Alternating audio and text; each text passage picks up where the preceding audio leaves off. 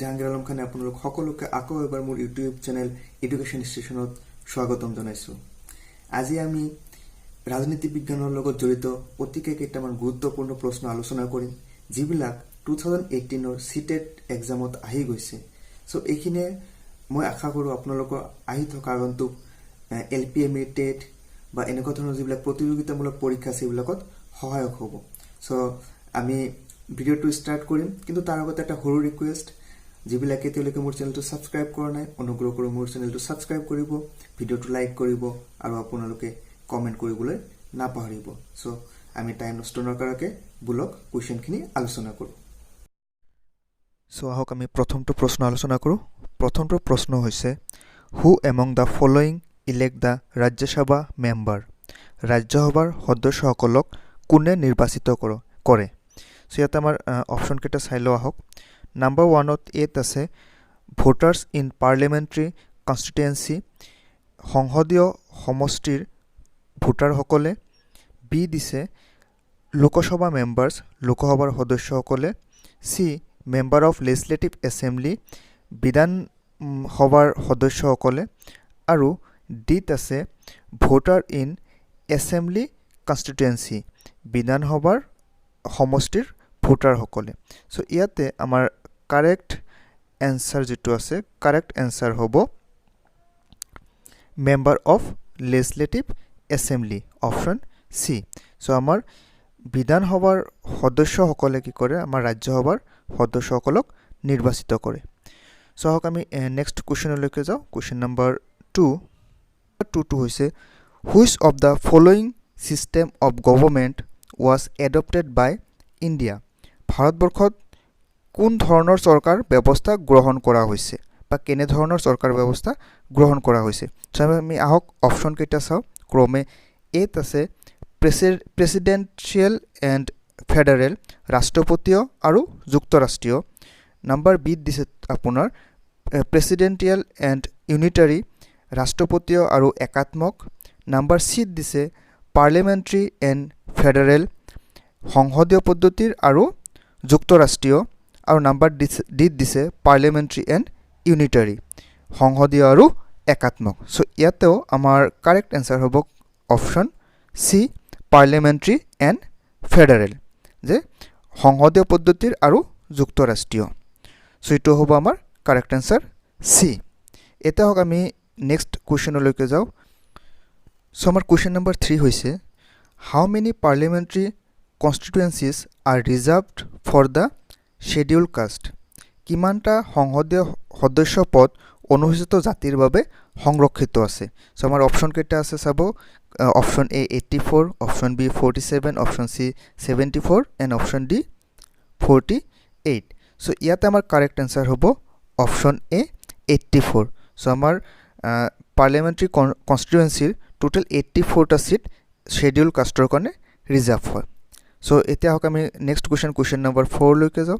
চ' আমাৰ question number 4টো হৈছে, which one of the following fundamental rights is violated due to practice of untouchability in India? ভাৰতবৰ্ষত অস্পৰ্শকতা উপভোগ কৰিলে তলৰ কোনটো অধিকাৰ ভংগ হয়? চ' আমাৰ অপশ্যনকেইটা আছে ক্ৰমে চাব।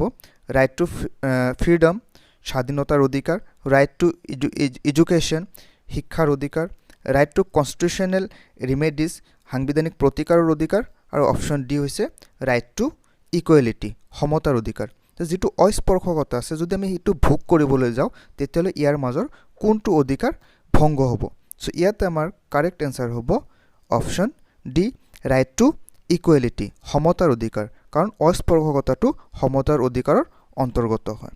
চ' আহক আমি নেক্সট কুৱেশ্যনলৈকে আগবাঢ়োঁ। Question number 5। So' question number 5টো আছে, as per the constitution of India which of the following is not a fundamental right? যে ভাৰতীয় সংবিধান মতে তলৰ কোনটো মৌলিক অধিকাৰ নহয়? চ' আমাৰ অপশ্যনকেইটা চাই লওঁ এবাৰ। এত আছে ৰাইট টু ফ্ৰীডম, সমতাৰ অধিকাৰ। ৰাইট টু এডুকেশ্যন, শিক্ষাৰ অধিকাৰ। ৰাইট টু প্ৰপাৰ্টি, সম্পত্তিৰ অধিকাৰ। এণ্ড ৰাইট টু ইকুৱেলিটি, সমতাৰ অধিকাৰ। চ' ইয়াৰ মাজত কোনটো আমাৰ কাৰেক্ট এনচাৰ হ'ব?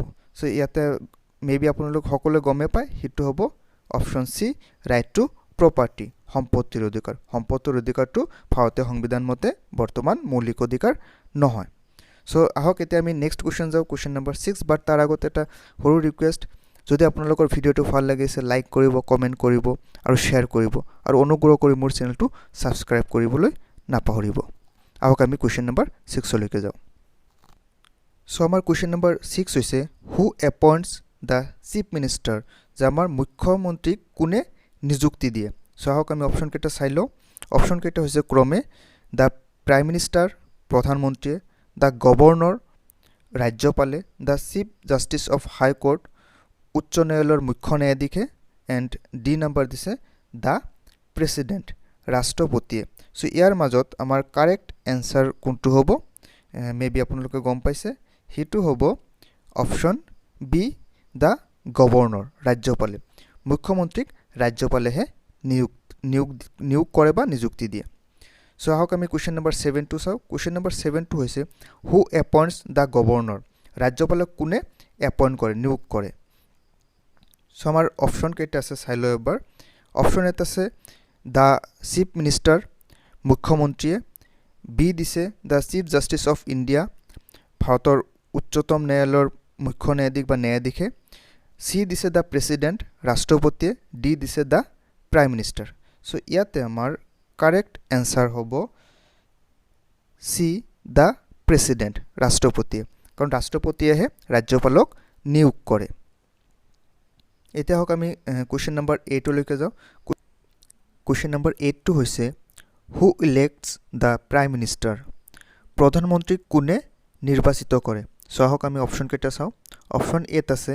দা চিফ মিনিষ্টাৰ্স মুখ্যমন্ত্ৰী সকলে বি এমপিস যিবিলাক এমপি আছে এমপি সকলে সি এমপিস এণ্ড এমএলএস যিমান আমাৰ এমপি আৰু এমএলএ আছে হিহতে আৰু লাষ্ট ওয়ান দিছে দা কাউন্সিল অফ মিনিষ্টাৰ্স মন্ত্ৰী পৰিষদৰ সদস্যসকলে সো ইয়াত আমাৰ কাৰেক্ট এনসাৰ যেটো কাৰেক্ট এনসাৰ হ'ব বি এমপিস এমপি সকলেহে প্ৰধানমন্ত্ৰীক নিৰ্বাচিত কৰে সো কোৱেশ্চন নম্বৰ 9 টো হৈছে who among the following is cold da first citizen of India তলত উল্লেখ কৰা কাক ভাৰতবৰ্ষৰ প্ৰথম নাগৰিক বুলি কোৱা হয় সো ইয়াতে আমি অপচন কেইটা চাই লও দা হোম মিনিষ্টাৰ্স বি দিছে দা প্ৰেসিডেন্ট সি দিছে the prime minister and D দিছে the chief justice of India so ইয়াতে সকলো গমে পায় হেতু কোন হ'ব বি দা প্ৰেসিডেন্ট ৰাষ্ট্ৰপতি হৈছে ভাৰতৰ প্ৰথম নাগৰিক এণ্ড আহক আমি লাষ্ট কোৱেশ্চনটো আলোচনা কৰো কোৱেশ্চন নম্বৰ 10 হিটো হৈছে হু নমিনেটস মেম্বাৰ টু দা ৰাজ্যসভালৈ কোনে সদস্য মনোনীত কৰিব পাৰে সো আমাৰ অপচন কেইটা হৈছে দা ভাইস প্ৰেসিডেন্ট উপৰাষ্ট্ৰপতিয়ে দা প্ৰাইম মিনিষ্টাৰ প্ৰধানমন্ত্ৰীয়ে the chief justice of supreme court উচ্চতম ন্যায়ালয়ৰ মুখ্য ন্যায়াধীশে আৰু ডি টো হৈছে দা প্ৰেসিডেন্ট ৰাষ্ট্ৰপতি সো ইয়াতে কাৰেক্ট এনসাৰ হ'ব অপচন ডি দা প্ৰেসিডেন্ট ৰাষ্ট্ৰপতিয়ে কি কৰে